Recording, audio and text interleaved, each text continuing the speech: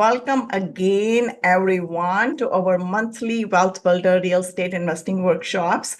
Our sessions are designed to unlock the path to financial independence by driving deep into the secrets of generating passive income through commercial real estate investing. So no matter if you're new, or no matter if you've been in the real estate world for a long time, no matter whatever your journey is, our goal is to provide you with the practical insights and strategies to confidently build wealth and achieve your financial goal.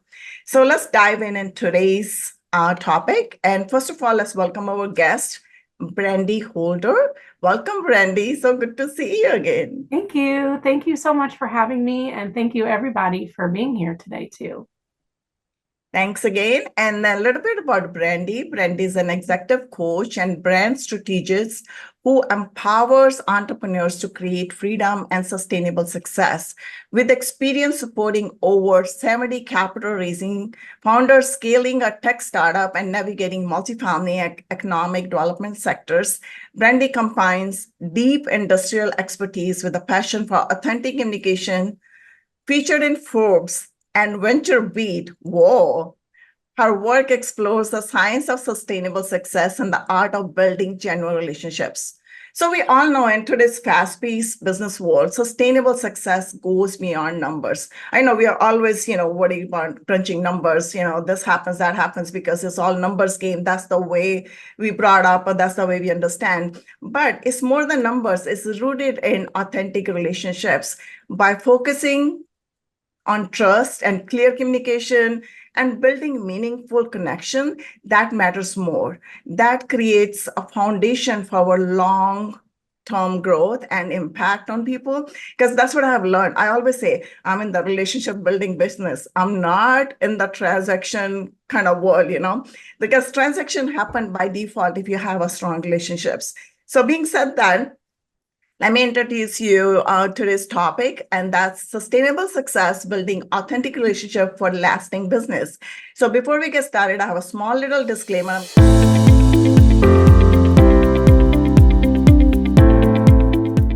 So this session is strictly for knowledge sharing purposes and should not be considered as a legal, accounting, or investment advice.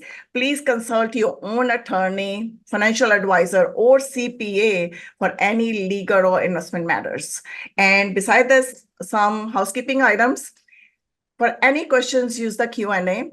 Ask any questions throughout the session, and we'll try to address all your questions as we go through the presentation.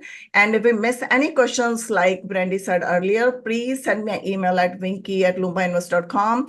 Please whitelist my email so that it does not end up in spam. So send our questions and we'll address all your questions. Being said that, welcome again, Brandy. Take a minute to introduce yourself. I hope I didn't miss out on anything. No, thank you so much for that. I appreciate it. Yes, my background has been interesting. It's spanned a lot of different industries, and I work with a lot of people from, working. I spent a decade in multifamily, multi-site property management. I work with capital raising entrepreneurs every single day and solopreneurs who are building businesses of their dreams that allow them to have freedom in their life as well. So it's a really fun topic for me today. I'm probably going to talk really fast, and you're going to see my jazz hands come out because I do that when I get really excited. Vinki knows that. So thank you again for the warm and kind introduction. And yeah, I'm ready to jump right in and really tell you guys, how your life could be different if you embrace authentic communication and sustainable success principles. So I'll just jump in there if that's okay. Yeah, exactly. I was going to ask you the same question. You read my mind. So what do you think? How do you think our personal and professional lives could change if we truly embrace the both authentic communication and sustainable success principles? Yeah, so it's really so I first want to ask you a question. How many of you feel exhausted from constantly, chasing deals, trying to be everywhere at once? I know that in our lives, we feel like we've got to be on and do all the things all the time, and it can be very, very exhausting. So I want you to imagine instead, if you're going to shift into a space where you're really thinking about authentic relationships and sustainable success, imagine instead that your phone rings with referrals from an investor who trusts you deeply. Your meetings energize you because they're with people who really understand your value. Your capital raises close faster because you've built relationships before you need them. And your business grows through genuine connections, not constant hustle. So those are the things that are going to be available to you, as you combine authentic communication and sustainable business practices. I think most people treat these as separate things, but the game changer is that when you communicate authentically, you naturally attract different things. And then it's your relationships and everything becomes built on trust rather than transaction. So today, I just want to open your mind to how to make that shift. So can you talk a little bit about the authentic relationships? What do you mean by that? It's like clean, simple words so that we can understand what does that mean? Yeah. So my favorite scenario is how many times do you open LinkedIn and find a message that makes you cringe? So that's inauthentic communication. The ones, they immediately jump in, they're asking you for a meeting, they're trying to sell you something before they know little more than anything beyond your name and title. Why do we see so much of that? It's because people approach business relationships transactionally, thinking about deals and leads. It's me, me, me, me, me. What can I get from this person? But when you step back and really approach this, thinking about how you're asking for significant capital, and these are longer term commitments, there's more at stake. It's your reputation and your track record really become your most valuable assets. And you don't really want to be pounding the pavement looking for people when you have a new deal going on. And also sometimes you can't do that. So you're not just selling a product. And that's kind of what happens when we sit in that transactional mindset. You're really asking someone to trust you with their financial future. That requires extraordinary trust, which can only be built when you're coming at this as an approach that's authentic, not the shallow or cold random DMs that we can get. I agree on that 100%. I remember one of my good friends, long time back, he told me, I think I just stepped into real estate investing at that time as an active investor. And then he told me, he said, Vinki, I'm going to tell you one thing. In your life, people can trust other people, their neighbors, their friends with their kids, right? You're okay to leave your kid with your friend for a day or two, or maybe 1 hour, but you won't trust anybody with $10 even. I'm like, whoa, that's seriously right. And that's the thing, because the thing is, it takes time to build relations, those strong relations where you can trust each other and you can trust each other's ability and then see, okay, you have this expertise to help them grow their wealth. And especially, and I'm going to ask you this question, actually, I'm in the real estate world, and most of us who joined today, maybe in the real estate, or maybe they're looking to step into real estate. Why do you think or believe that's especially critical to have strong, trustworthy relationships in real estate? Yeah, because it's really going to be the thing that sets you apart. I mean, spending the time really building that relationship is not what's happening a lot out there. You see a lot of people that are copying others' success formulas without understanding how they work. And then, hiding their challenges to appear perfect, which is not really what the world is made of, and treating, every person as a potential transaction. And I can tell you like the pillars for authenticity if we want to really like move into that, because I think that's more of what has helped me understand how to communicate, how it's going to set me apart, set you apart in what you're doing, because it's not just your big network. It's about how you communicate with your network. So if it's okay with you, I'll go over some pillars that I think are really important. Yeah, we'll love that. You want to share your screen? Let me give you the sharing session. Please I'm not even going to share my screen. I'm just going to go ahead and speak them out to you. And if anybody has questions, we can follow up with a resource. Sure, we'll do that. I want to tell you the authenticity really rests on 4 pillars. Okay, so we're talking about self-trust, self-awareness, clear values, and a mindset for service. I think those are just really the foundational elements that are going to really help you understand how to bring your work forward in the world that looks really generic out there. So let's talk about self-awareness. So self-awareness is like really knowing and owning your story. It's not about copying what other successful syndicators or fund managers or anybody else is doing, which is very, very easy to do. It's about communicating in real words, real words about real problems that you solve. Our best stories come from things we've solved for ourselves and what truly sets us apart in the language that your audience uses. So not really robotic and formal stuff. And then tell me what the biggest, what the thing is that you do better than anyone else in the world. And this is not bragging. This is about you bringing your expertise and experience to bear on a problem. So one of my favorite tips for understanding how to communicate your story is, writing down all the problems that you've solved for yourself, because you're very clear on how to do that. And then collect the actual questions that investors ask you.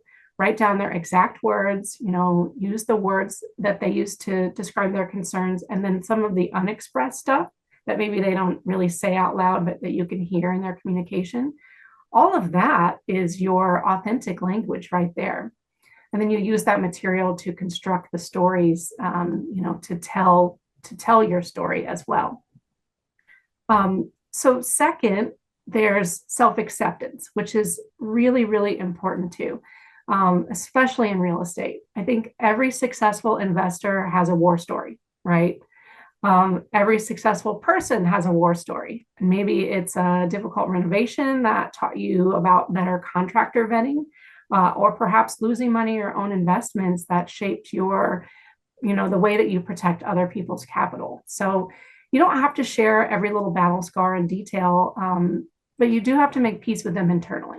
Otherwise, that'll hold you back in your communications, and investors can sense that. So I think that those two things, the self-awareness and self-acceptance, are really important. But beyond that, clear values. And I'm not talking about the inspirational posters you put up on the wall. I'm talking about the things that show up in your actions, especially when things get tough. Turning down that deal that could make you money but doesn't meet your standards. That can be hard to do sometimes. How you handle difficult conversations with investors during a downturn. It's really that, like, getting clear on what's important to you and how and why you operate. And then finally, that fourth pillar, and then I'll be quiet for a minute because I just get really excited about this part, but it's that service mindset. It's, which really, really completely transforms how you approach relationships. Instead of thinking, how can I get this person to invest? You're thinking, how can I truly understand what this person needs? That looks like taking the time across multiple conversations to build understanding, sharing market insights with someone who may or may not invest, sharing copy of a favorite book or a podcast because it's a shared interest, having the courage to tell somebody when the deal isn't right for them, and then spending that time knowing exactly what their investment journey would look like and deeply understanding the dream they have for themselves. So those, I think, are the really key differences that help authentic communicators and also make you stand out in your industry. Wow, I love those 4 pillars. Those are really, really strong and meaningful pillars, I would say. And like I say all the time to everybody, I mean, even somebody asks for my advice or no, I love to give advice, just having that professor thing in me, I tell everybody, just look around yourself and then just hear everybody's story. Just watch everybody, whatever is doing, but just create your own story because you don't want it to live somebody else's life. You want it to carve your own path. You're going to carve your own path and you're going to walk on your own path. And that's going to happen only with your own values. Like you said, number 4 or number 3 pillar was the values. Those values are your patterns, what patterns you're following. Right? Because everybody has set patterns, the way we brought up, or, societal pressure, peer pressure, family, friends, whatever we learned throughout the childhood, we form certain patterns and we follow those patterns throughout our life. So those are set in our life unless we realize that and we say, okay, consciously we wanted to change it. So that shows your track record, or that builds a trust in you for people, because people know, okay, if you're responding to me this way when I ask you this and responding differently at the second occasion whenever I ask you something differently. So this is your pattern. You might act this way or that way throughout our relationship, our investing journey. But if you're always this means you're constantly providing whatever they're looking for, you're more trustworthy. So I just wanted to emphasize your pillars. Thank you for sharing that. But I wanted to ask you if you can address this question too, what differentiates individual who communicate authentically versus who just like more transactional, like when they get on the phone, they'll ask you right away, oh, what kind of returns you're looking for, what do you want? So what is going on in their mind? It's not like they're purposely doing this, it's like the pattern, like I was talking about. So it's something like ingrained. So how can they just get a little bit more aware and just like put a little bit effort to get more authentic? Yeah, I think it's for me when I started really thinking about the service mindset. So before every single call, before everything I do, that's like my mantra. I sit down and I think, how can I serve this person? And it really takes me outside of me, me, me, me, me. How do I get this deal? How do I close this person? How do I get this person on the phone? It really shifts that language because sometimes if you just step back and think about, your own self and all the messages, all the cringy pitches that you get all the time, you're not going to respond to those. But when someone says something to you like, hey, I noticed you were in XYZ, I'd love to hear how you got into that. Tell me your story. It just automatically creates a situation where you've broken down some barriers and allowed people to have a different kind of conversation. So I think also sometimes what I see is that's a scarcity mindset, right? If you're always out there trying to get, and you're looking at everything as a transaction, it's coming from a place where you don't know that you don't feel that there's enough. And you feel like you've got to be everywhere at once. And I always love to tell people there are 8 billion people in the world. You need this much of that. And so it's just one of those things. I think it's just about recentering yourself and stepping back and thinking truly about how you can serve the person in front of you. Yeah, I like that how you brought in this abundance mindset, and you're so right about that because when you're like in the limited mindset or just like scarcity mindset, you're just thinking about your current situation only. It's like I, me, myself only. But when you step outside of that, then you realize, oh my God, there's so many opportunities. There's so much out there, so much abundance. There's no possible way that one person can take it all. There's so much fish in the ocean, like I say all the time, There's no possible way you can fish all. Not one person. There's enough for everyone. So if you start with that feeling, I think that makes a huge difference. The follow-up question I'm going to ask you is, because we deal with so many people day to day, like I'm talking to you or I'm talking to maybe somebody in the audience, or talking to an investor, talking to a sponsor, my husband, my kids, my teacher, my dog, whatever. We play so many different roles. And then our tone and the way we act or react, that has to shift throughout the day. So how do you keep that balance, or how you should be aware enough in every situation that every relationship that you're trying to build is you just like creating more meaningfully? Yeah, it's well, I think it's just about being present and something that I have that I can talk about now or even a little bit later is about how you really create systems for your life. I really strongly believe in having a systems framework so that I'm spending time on the activities that I need to be in at that moment rather than when I'm with my family and I'm checking emails, right? Because that's what you're asking me, how to be present, right, in the different moments in our lives without having all this stuff bleed over. Is that kind of what you're asking? Mm-hmm. Yeah. So it's really like compartmentalizing. And I can talk about some of that now, or we can visit that later. That's really up to you. But it really, to me, is about systems because systems create clarity in your mind. Yeah, just do that. Share with us the systems, how do we do that? Yeah. So I want to think through how I've got this laid out because I was going to tell you some other things, but I think they can probably wait. So let's talk about I think what we're talking about here is like how to get in front of people without exhausting yourself, right? Kind of moving so that we're creating success without exhaustion, right? So here's That something really counterintuitive. Being successful often requires doing less instead of more. I work with a lot of people in a lot of industries, and whether it's real estate professionals or anyone else, I see a lot of burnout by trying to be everywhere at once, every event, every platform, chasing every lead. But I think probably a lot of you already know that is not sustainable. And here's why.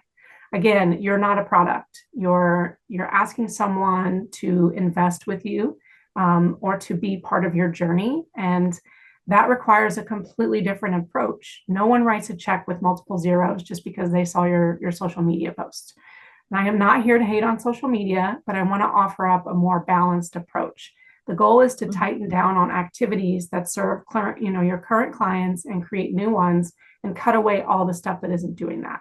And I think when you do that, you spend time really deeply emphasizing one thing at a time. So that's kind of what I think about with systems. It's like, how can I be present in all of these activities so that when I leave this work, I'm then present with my investor call. I'm then present with another marketing call, and then I'm present with my family and whatever self-care stuff I need. So do you want me to go through like some of the activities that I would suggest in creating those blocks of times? Yes, we'll like that. And then also I would like when you're doing that, I would like you to address, when the challenges arise or is some kind of misunderstanding happen, because these kind of things happen too in all these relations or the conflict, because your understanding is not the same as the understanding for the person on the other side of the table, right? Because that person is coming from a different level of experience. So whatever you're saying, even if you're saying positively, they might perceive it totally differently depending upon their experience. So if you can address that too. Yes. Yeah, I'll start there because I think that that's really important. I think that's really, really important. And then we can move on to like some of the systems for, creating clients and being in front of people.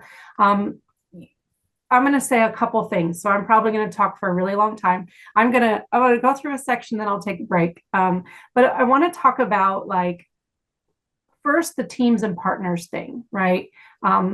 Because I think sometimes the breakdowns happen not because of bad intentions, but because of unspoken assumptions.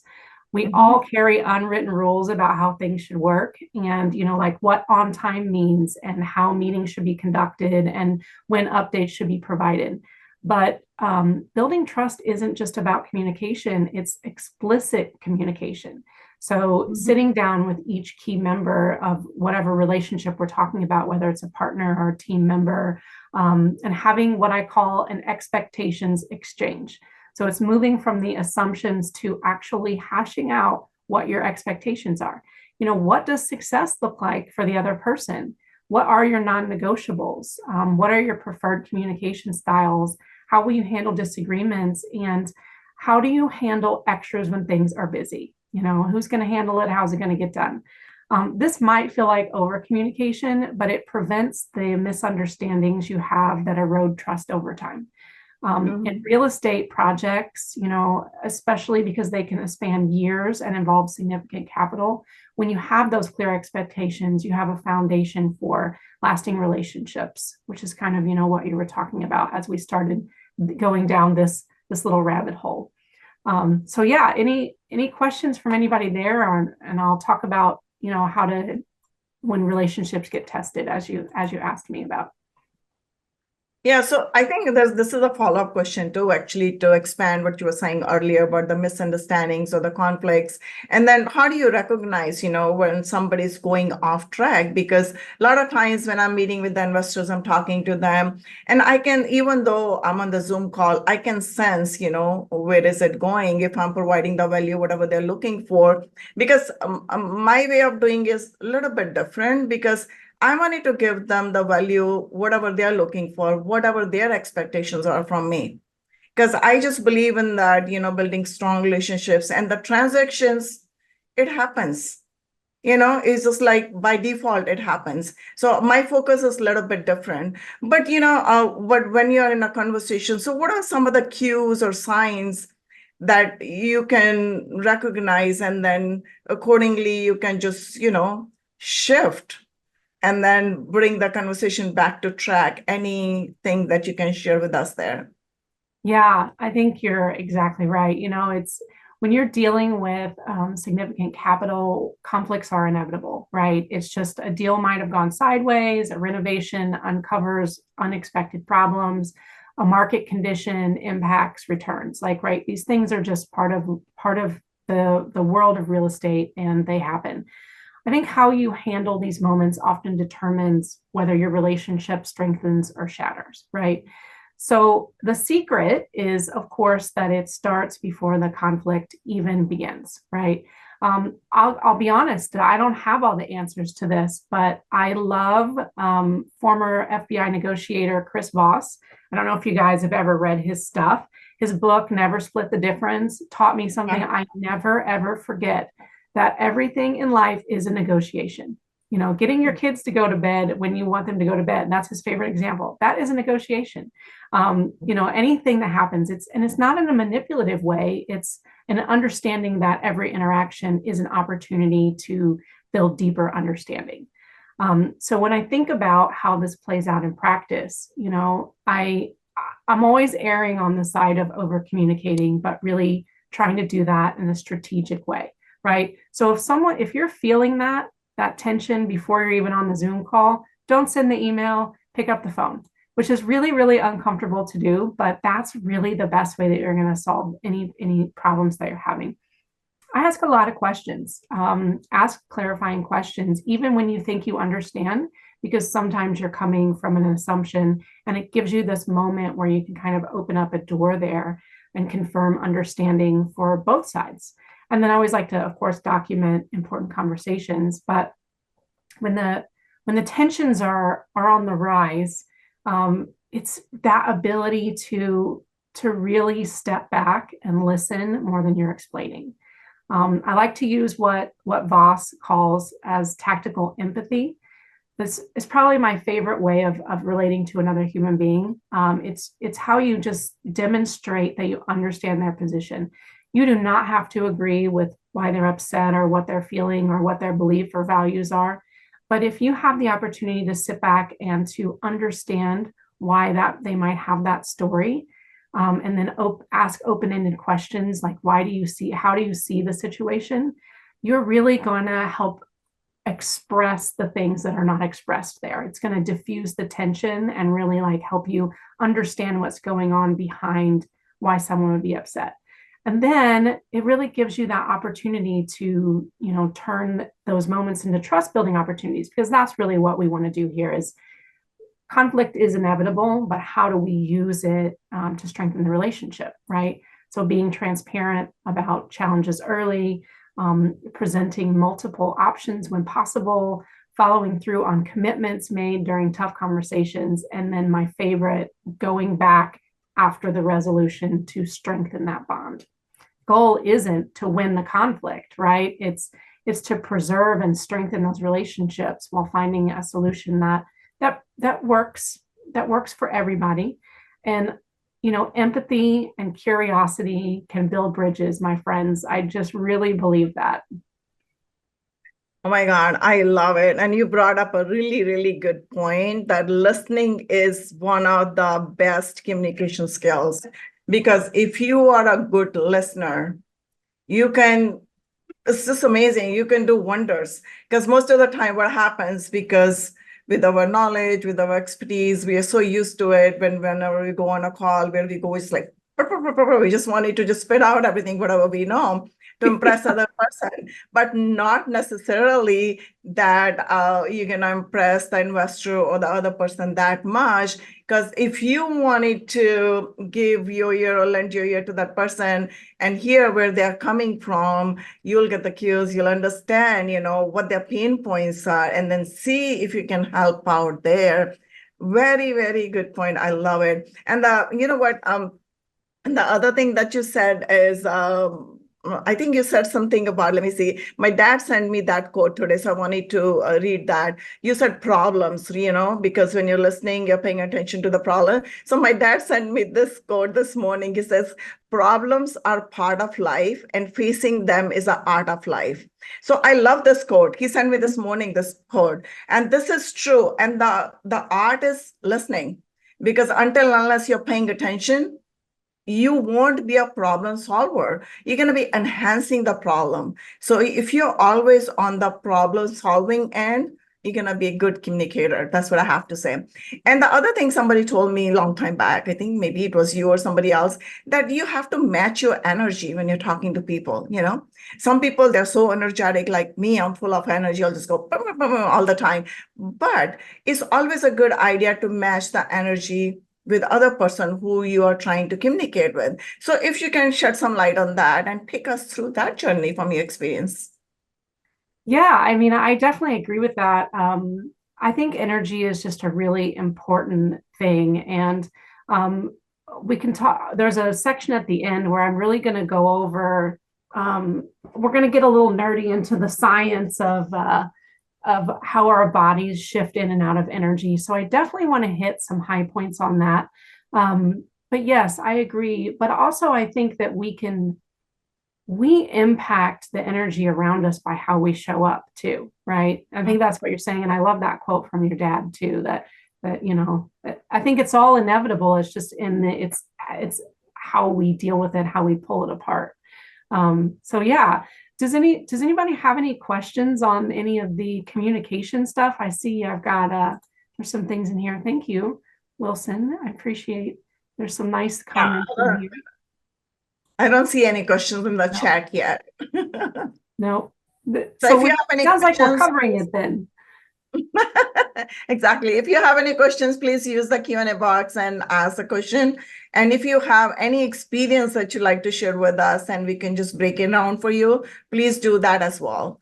Please use chat or Q&A, whatever is convenient to you. Yeah.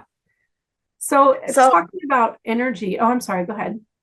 No, I was going to say the same thing. Go ahead. I was saying, talking about the energy thing, do you want to visit the stuff that I talked about earlier about how to get in front of the right people without exhausting yourself? Do you feel like this is a good place to kind of get into that? Or do you want to get some more of the relationship stuff?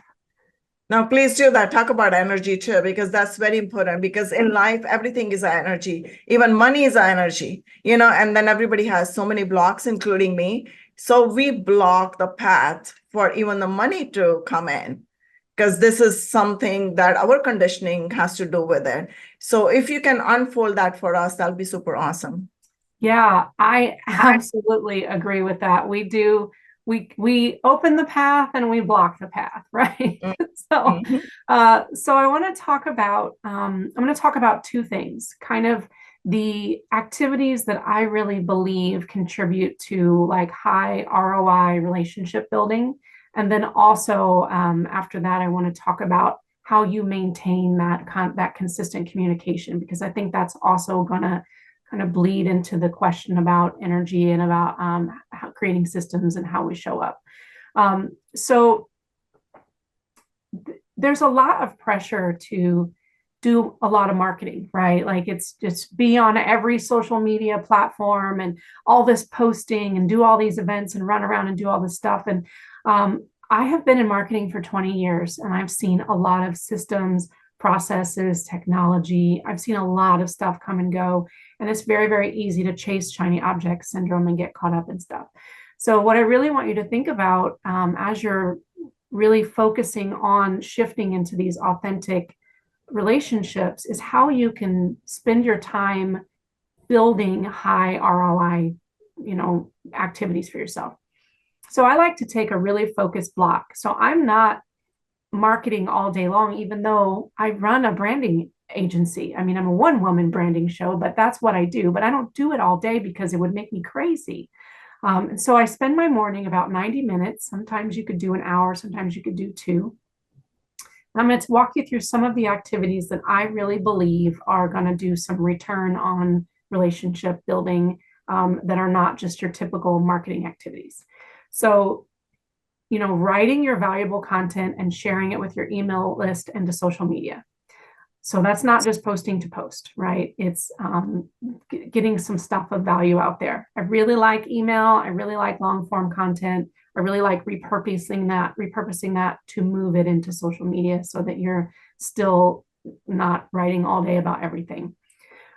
Engaging meaningfully with potential investors or potential leads, or whoever you've identified as your dream client, engaging meaningfully with their content, beyond, hey, this is really cool. You're seeing all that in the little pods that are happening, to like, hey, this was a really great insight. How did you arrive here? Or I'd really like to explore this more deeply. I have a question.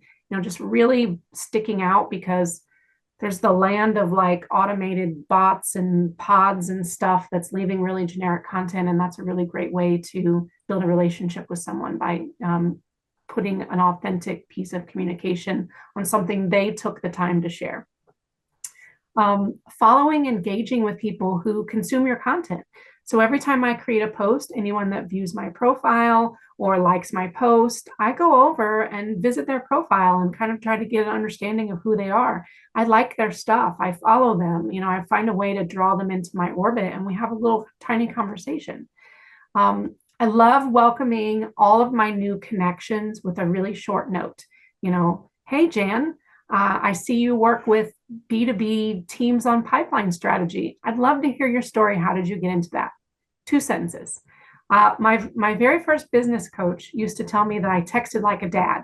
And I'm sorry to all the dads out there. That is not to say that there's anything wrong with texting like a dad, but sometimes we text like these really long paragraphs, right? And we do that in our DMs too. And sometimes that can just be overwhelming to somebody, especially someone you don't have a relationship with. And we just close it because we're like, I don't even know where to start. So she always told me that. She said, just 2 or 3 sentences. So I do that little welcome message. I think those are important. And then I think about, taking a specific action to book a call. That is really the goal of everything that you're doing, is eventually to lead yourself to calls. So that could be a podcast appearance, a workshop like this one, or direct invites on your social or in your email list. Following up with warm leads by just sharing resources, stuff that you think would be of interest to them. And then, nurturing existing relationships with check-in messages. Again, really, really short. Hey, it's been a while since we last spoke. I'd love to hear what you're up to. Would you like to get on a 15-minute call? That's it. And then asking your current clients for referrals. So I know that sounded like a lot because we're kind of verbally processing here on a call. But if you think about that, that's like 7 or 8 activities. And if you do that every single day in a 90-minute or 2-hour block or whatever your schedule has, you're going to move mountains. You're going to be showing up every day consistently. And then when that work is done, you're done with it. You move it aside for the day, go be with your investors, go have your meetings, go be with your team. And in the morning or whatever your block is, you get back in it and you're energized because you're not in it all day. So I can't say enough how much I really enjoy blocking out my practices like that. And then I want to say really quick, as well as those daily activities that I think can really, really move the needle for you, I want you to think about being strategic about where you show up. Again, we talked about all this pressure to be at all the stuff and to do all the things, but if you're going to do the industry events, be a speaker. And if you can't be a speaker, host some dinners, host some lunches, find a way to get a group of people around you. Share your passions on podcasts. So this is obviously a passion of mine.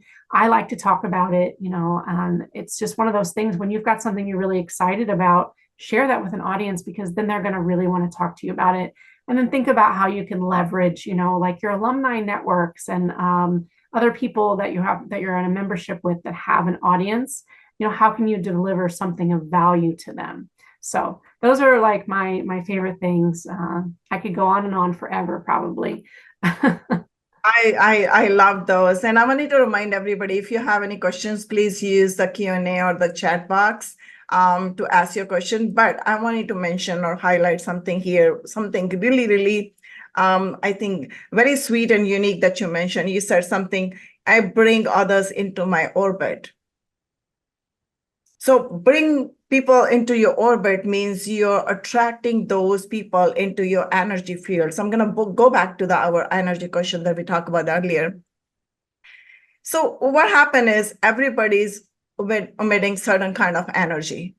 And then everybody have heard this term before that like energy attracts like energy. So whatever you are, that's the kind of energy you're attracting.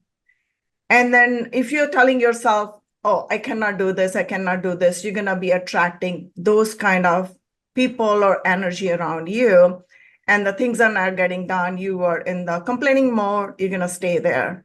So I'm going to ask you this question to kind of help us to get out of that mode.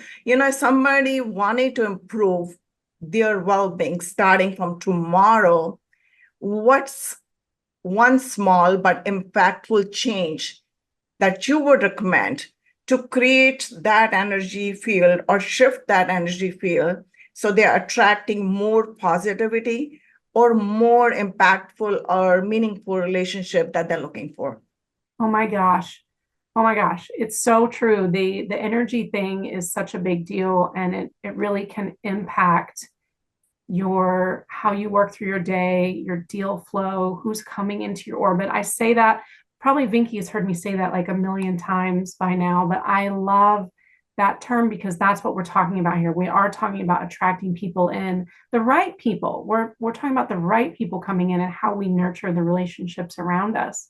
Um, so I'm going to get a little bit nerdy here. So forgive me We can for this. handle woo. That's okay. We can handle woo.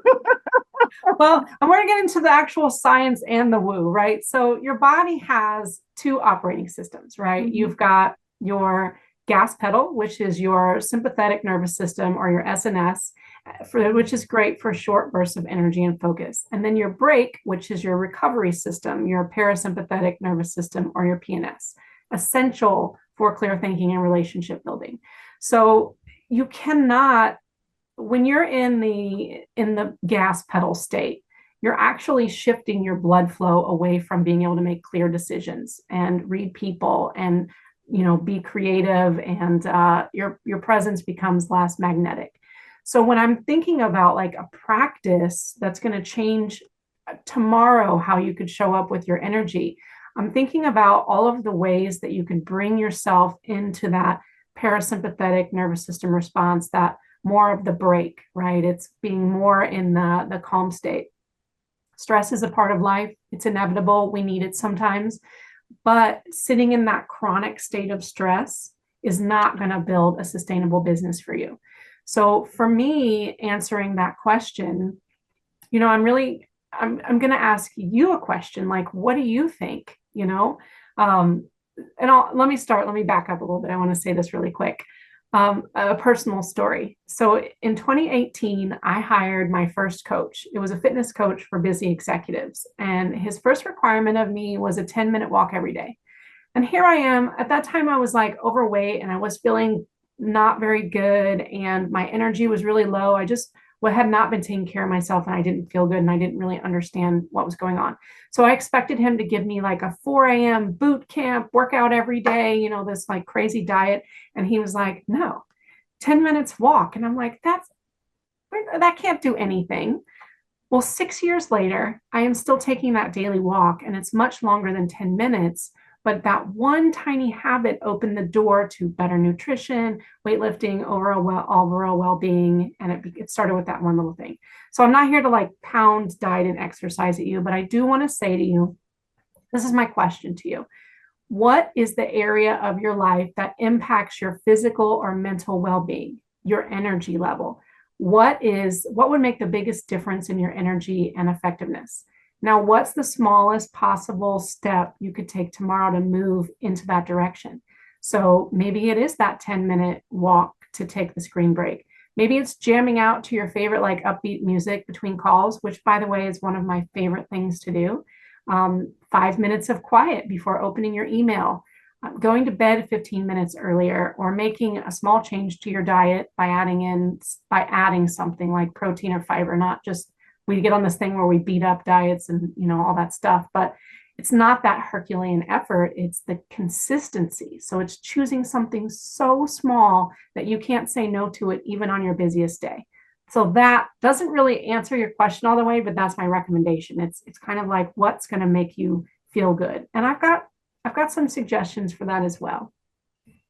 So I really like that, and I would love to hear that suggestion too, because I wanted to emphasize that you said being at the state of calmness, because when you're calm, the creativity spurs, that's where and when the creativity happens. But if you are always just like bogged down with all these thoughts and all this stress or chaos, you're just like in the hamster wheel. You're never going to get a new thought. You're never going to get out of the side of the box. You never get to do anything because you stay at the same place and you're not challenging the status quo because you're not even aware because you're so busy doing something, don't know what kind of thing. And then the other thing that you mentioned is taking small steps. I like that because our brains are wired in a way we try to look for the alternatives or the easy path.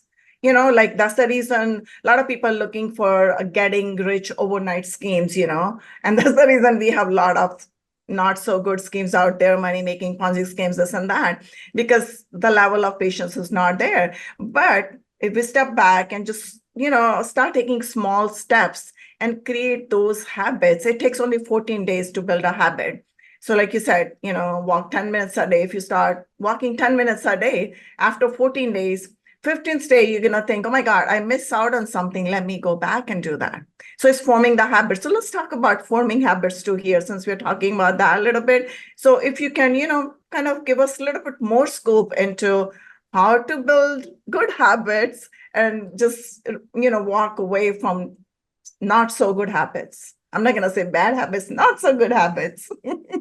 Yeah, I think it's just first of all, like habits and systems are everything. I think that they sound really boring and unsexy because we sell all this stuff like download this app and do this thing, but that's not what's gonna to make it happen for you. It's exactly like we were just talking about. It's really tiny things that you do very consistently, and then habit stacking.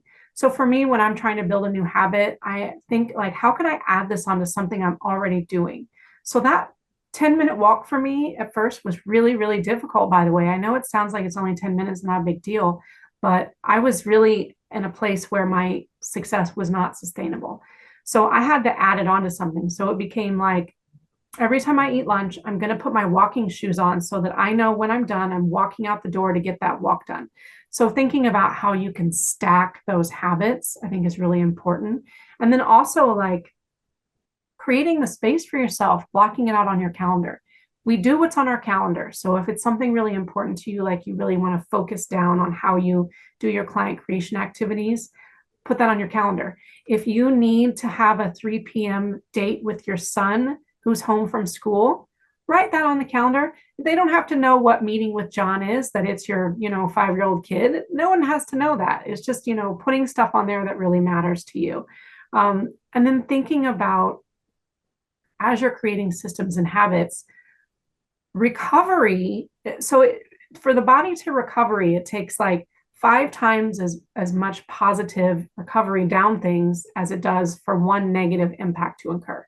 So when you get that really bad news, and to start your day, you don't just like recover from it. You want to get out and you want to take a walk. You want to, have a meeting with someone that's really like a cheerleader for you. You want to figure out a way to find some mental clarity, like whether it's your meditation practice or, again, listening to music. So it's thinking intentionally about how you boundary some things that are really important to you and building in that self-care practice.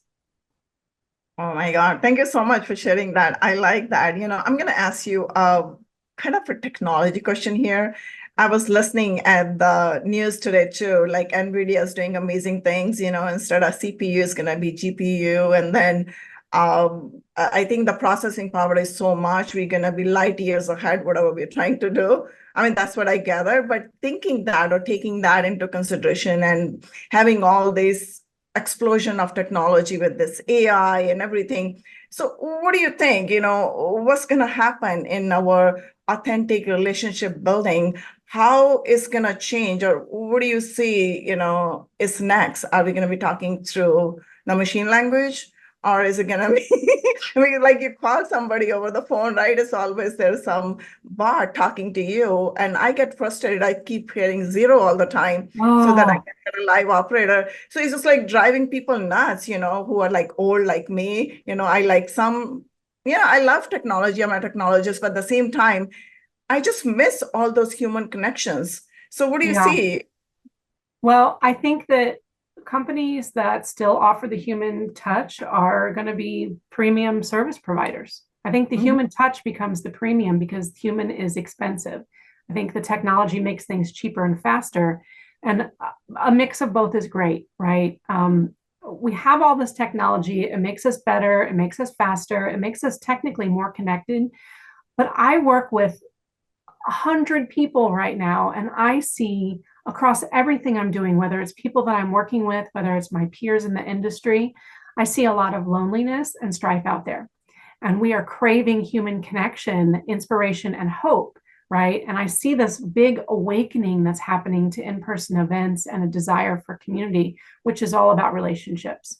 So I think we use the technology, right? The technology is there to help us become better and faster and to become more efficient, but we still need those humans to do things for us.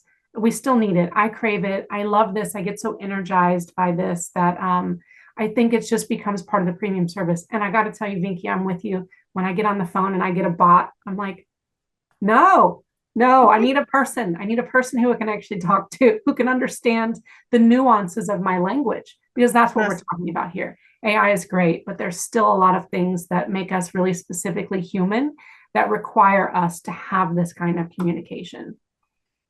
great. So I wanted to remind everyone in the audience, if you have any questions, please ask us now. If you have any specific concern, any experience, anything that you like to share and have a question about it to ask Brandy, please put it in the chat or in the Q&A box. So Brandy, I just wanted to mention that we have covered a lot today.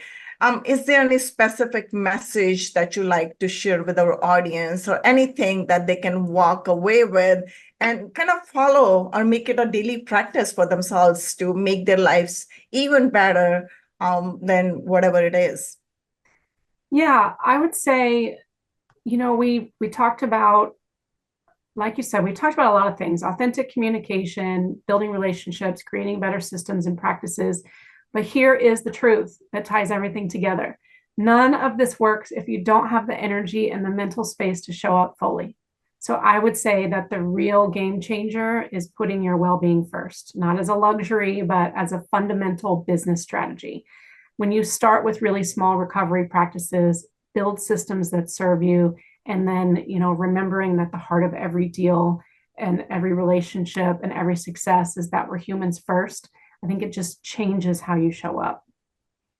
I like that, show up. And I think I was talking about that with my husband early this morning too. I'm like, if you keep showing up, if you keep on doing whatever you're doing, you will get success because you will unfold many things yourself. Because you won't be looking at other people for your answers. All the answers are within you, trust me. And I'm going to leave it that. But share with us, how can people reach out to you, Brandy? Yeah, so please connect with me on LinkedIn. I love making friends with people on LinkedIn. It's my favorite place to be. So if we were connected on the meeting invite, just look me up there. And then also, I'm happy if you wanted to share in your follow up email or whatever you're going to send out, Vinki. I'm happy to open up my calendar for anybody that wants to come on and kind of go through any of this at a deeper level or talk through any questions. Yeah, we love that. Would you like to share your link in the chat for Yeah, people? I will share both of them. Yeah, please do that. And thank you so much. And I'm going to ask one more time in the audience, do you guys have any question? If you have any questions, please use the Q&A or the chat. And this is the time to ask. And since I don't see any questions, and I'm going to say thank you so much, Brandy. And thank you, everybody, for joining us for today's session on building authentic relationship for lasting business success. We hope you're leaving with some valuable insights and actionable strategies to create sustainable success, both in your personal life and professionally. We'll see you next time with more powerful insights and exciting new guests. Until then, keep striving for meaningful connections and powerful growth. Thanks everyone again, and ciao. See you next time. Bye, Brandy. Thank you. Thank you so much. Bye-bye.